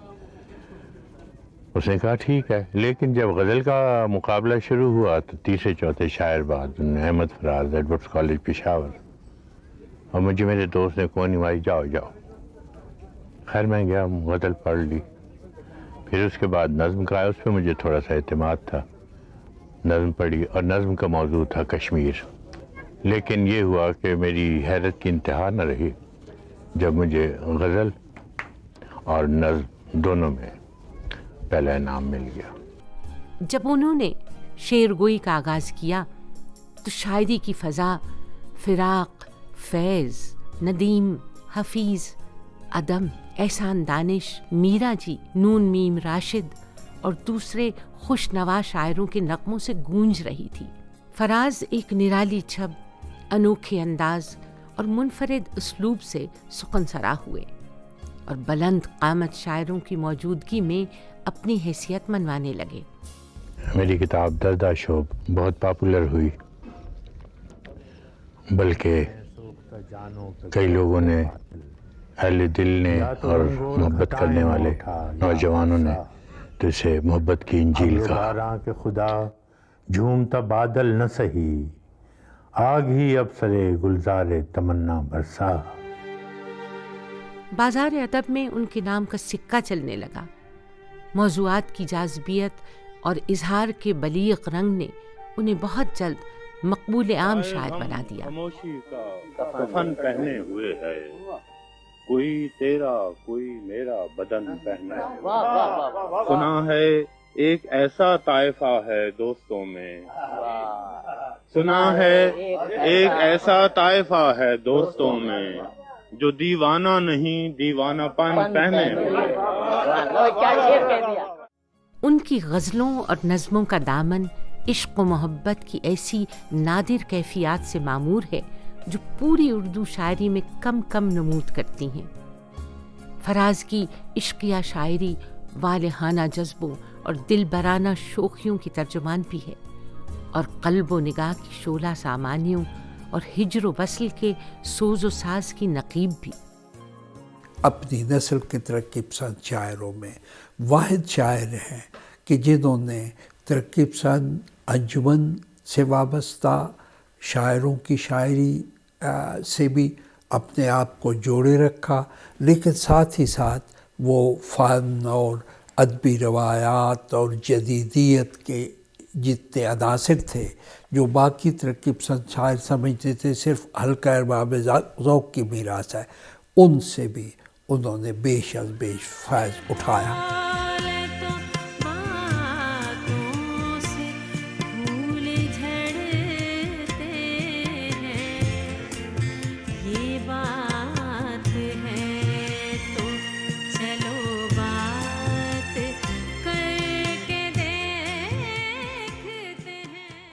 فراز کی شاعری کا دوسرا بڑا دائرہ انقلابی اور مزاحمتی ہے. مارشل لاء کے دور میں 70s میں جب مارشل لاء آئے تو انہوں نے مزاحمتی شاعری لکھنی شروع کی. تب میں نیا فوج میں گیا تھا, ہر شخص کی مجھ پہ نظر تھی کہ اس کے والد فوج کے خلاف نظمیں لکھتے ہیں. سو ایک روز میں نے بھی ان سے پوچھا کہ آپ اچھی خاصی رومانوی شاعری کیا کرتے تھے, یہ آپ کو کیا پڑی جو آپ نے مزاحمتی شاعری شروع کر دی؟ تو ان کا بڑا اچھا جواب تھا جو آج تک میرے ذہن میں تر و تازہ ہے, اور انہوں نے کہا کہ جب صحرا میں سفر کرتے ہیں تو نیک ٹائی اور سوٹ پہن کے نہیں گزرا کرتے. سو ہم بھی ایسے حالات سے دو چار ہیں جہاں جیسے حالات ہوتے ہیں وہی. اور یہ بات بعد میں چاہے وہ اوجڑی کیمپ کا واقعہ تھا یا چاہے کوئی کسی قسم کی افتاد ہوئی, انہوں نے اس پہ نظمیں لکھی. فراز نے اپنی مارکت العرا نظم لکھی محاصرہ, محاصرہ کا چھپنا تھا کہ پورے ملک میں سمجھیے جہاں جائیے محاصرہ کا ذکر ہو رہا تھا، اور اس پر جو سیاسی حلقے تھے، ماشاءاللہ کی جو حکومت تھی، اس کا رد عمل آیا اور فراز کو راتوں رات کراچی سے گویا کراچی بدر کر دیا گیا. میرا قلم نہیں اس دزد نیم شب کا رفیق جو بے چراغ گھروں پر کمند اچھالتا ہے. میرا قلم نہیں میزان ایسے عادل کی جو اپنے چہرے پہ دوہرا نقاب رکھتا ہے. میرا قلم نہیں تسبیح اس مبلغ کی جو بندگی کا بھی ہر دم حساب رکھتا ہے. جب وہ جیل میں تھا، اٹک جیل میں، وہ ذائقہ بہت درد دینے والا ہے، کیونکہ جب اسے ہم نے ہیبس کارپس میں نے اور سیف سامنے کر کے اس کو اٹک جیل سے نکلوایا، تو جب وہ آیا ہائی کورٹ لاہور میں، ہم نے پٹیشن کی تھی، تو وہ آدھا رہ گیا تھا، کیونکہ اسے کوٹری میں بند کیا ہوا تھا جہاں پہ کھانا بھی ایک روشن دان سے اس کو دے دیا جاتا تھا. وہ 3 ہفتے کے بعد اس سے روشنی دیکھی تھی، اور جج صاحب نے کہا تھا کہ یہ شخص عزت کے قابل ہے، یہ شخص جیل میں ڈالنے کے لیے نہیں. اور انہوں نے آزادی کے لیے لکھ دیا تھا، لیکن اس کو آزادی کیسے ملتی جب تک ضیاء الحق آزادی کے لیے نہ لکھتا. میں کٹ گروں کہ سلامت رہوں، یقین ہے مجھے کہ یہ حصار ستم کوئی تو گرائے گا. تمام عمر کی ایذا نصیبیوں کی قسم، میرے قلم کا سفر رائے گا نہ جائے گا. تو ہم نے ضیاء الحق کے پاس بھی پٹیشن کی، اور ہمارے ساتھ کون شریک تھا اس پٹیشن میں؟ میڈم نور جہاں، انہوں نے بھی مدد کی. اور پھر ضیاء الحق نے کہا کہ اس نے نظم تو لکھی تھی، وہ نظم نہیں لکھنی چاہیے تھی، بٹ اینی وے مسئلہ یہ ہے کہ میں بہت زودرنج نہیں ہوں، میں بڑی فراخ دلی سے، اور اس وقت فراخ دلی ان کی کام آئی جب وہ اتنے عرصے کوٹری میں رہ چکا تھا، اس کو رہا کیا گیا. فراز نے جبر و استبداد کی گھٹن اور آمریت کے خلاف آواز بلند کی. انہوں نے قید و بند کی صوبتوں کو خندہ پیشانی سے جھیلا، خود ساختہ جلا وطنی اختیار کی. فراز کا پورا شعری سفر تازہ کاری کے ذائقے سے شاداب رہا. شعری فضا ہمیشہ ان کے نئے شعری مجموعے کا انتظار کرتی رہی. ان کے کلام کا اعتراف ہوا. طالب علموں، دانشوروں، عالموں، شاعروں اور نغمہ گروں نے ان کو اپنے اپنے رنگ میں خراج تحسین پیش کیا.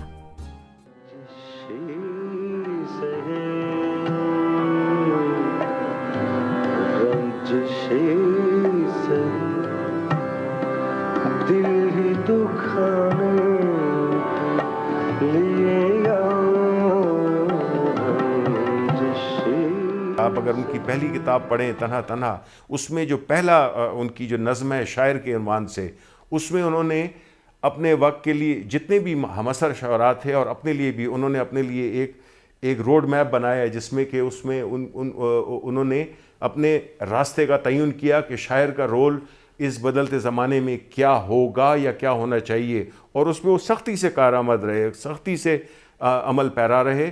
اور انہوں نے اپنی جتنی بھی ان کی شاعری کی ہے، وہ خود ہی کہتے ہیں کہ دیکھو میری بیاض میں ایک حرف بھی سرنگو نہیں ہے. میرے تن کے زخم نہ گن ابھی، میری آنکھ میں ابھی نور ہے. میرے بازوؤں پہ نگاہ کر، جو غرور تھا وہ غرور ہے.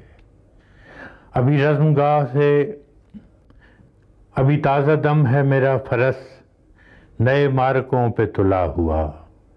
ابھی رزم گاہ کے درمیان ہے میرا نشان کھلا ہوا.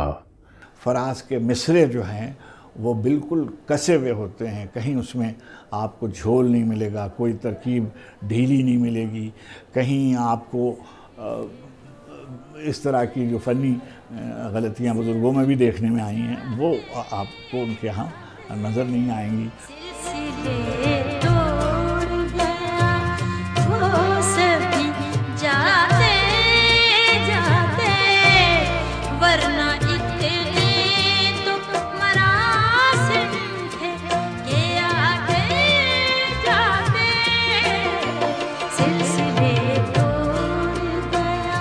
उनकी मिजाज में न मसलहत थी, न मसालहत थी, न मुनाफकत थी।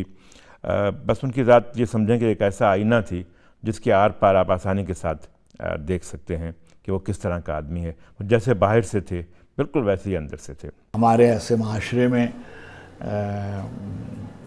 मुश्किल काम है और आसान नहीं है ज़िंदगी करना, मगर उन्होंने बहुत इज़्ज़त के साथ, वक़ार के साथ ज़िंदगी गुजारी और दोस्तों का और मोहब्बत करने वालों का सारी दुनिया में एक बड़ा हल्का छोड़ा। फराज का रुखसत होना न सिर्फ उर्दू दुनिया के लिए, पाकिस्तान के लिए, हिंदुस्तान के लिए और बर सग़ीर के लोगों के लिए एक बड़ा नुकसान था और उसको बहुत याद रखा जाएगा। फराज ज़िंदगी के आखिरी दिनों में गुर्दों के आर्ज़े में मुब्तला होकर 25 अगस्त 2008 को इस्लामाबाद में ज़िंदगी की 77 बहारें गुजार कर राही मुल्क के बका हुए।